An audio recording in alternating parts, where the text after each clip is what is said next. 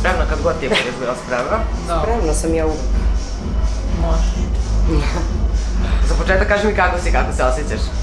Odlično, malo umorno, imam puno posla ovih dana i puno obaveza, ali dobro, snalazim se. Što je uvek kažem, najbitnije je da radim ono što volim i super mi je, jesam malo umorna, ali kad vidim publiku, oni me zapravo pokrenu i bude mi mnogo lakše. Prosto siješ, da li je donekle ljubav doprinala tome?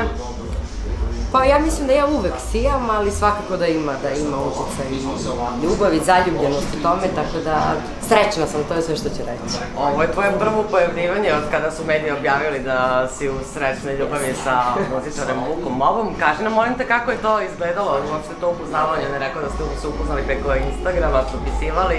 Pa tako je, mislim, on se meni javio na Instagram, onda smo se čuli neko vreme, par puta izašli sa zajedničkim društvom i onda je to jednostavno došlo do te veze, pojavila se neka hemija i ja se nadam da će trajati, za sad nam je stvarno predivno, ne bih pravila nešto preterano od toga da pričamo o tome, tek smo mesec dana zajedno, tako da srećna sam, to je meni najbitnije. Aj, kaži mi čime ti je kupio, ili imao neku žvaku onako?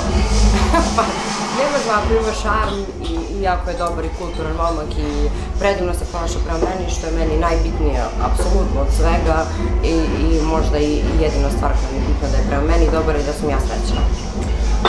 Kaži mi, juče, sad da li slučajno ili tako se prosto namestila, Aleksandra Mladenović je imala nastup ovde.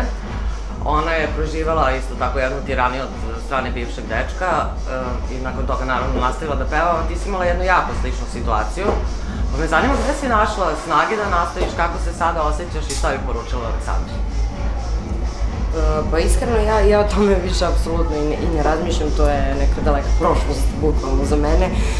Nije mi čak ni na pameti, tako da sam prošla to i prevazišla onako samo sa sobom, ali što se tiče Aleksandre, poručujem mi samo da bude jaka i svoja i da nastavi dalje kao da se to nikada nije ni desilo. To je jedino što ću poručiti, a ja sam se njoj privatno javila i pitala kako je, baš iz tog razloga što sam proživela istu ili sličnu situaciju, tako da smo se nas dve čuli i ona vrlo dobro zna šta ja mislim.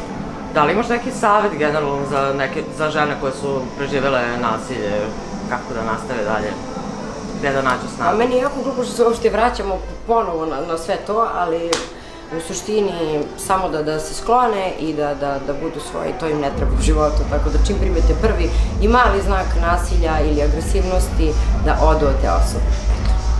Kaži mi, molim te samo još jednu stvar, večera se na koncertu Kaliopi dogodila jedna strašna stvar, da li si možda ispratila umeđu vremena, da li si čula? Ja sam to čula malo pre nego da stignem ovde od svog PR-a, zaista nisam stigla da propratim jer sam se spremala za nastup.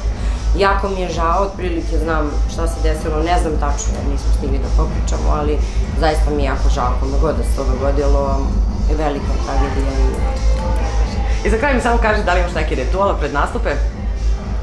Pa, u suštini ne, Spremim se, eto, meni je bitno da je sve okej, da pitam momke iz benda da li su sve namestili kako treba i to je to.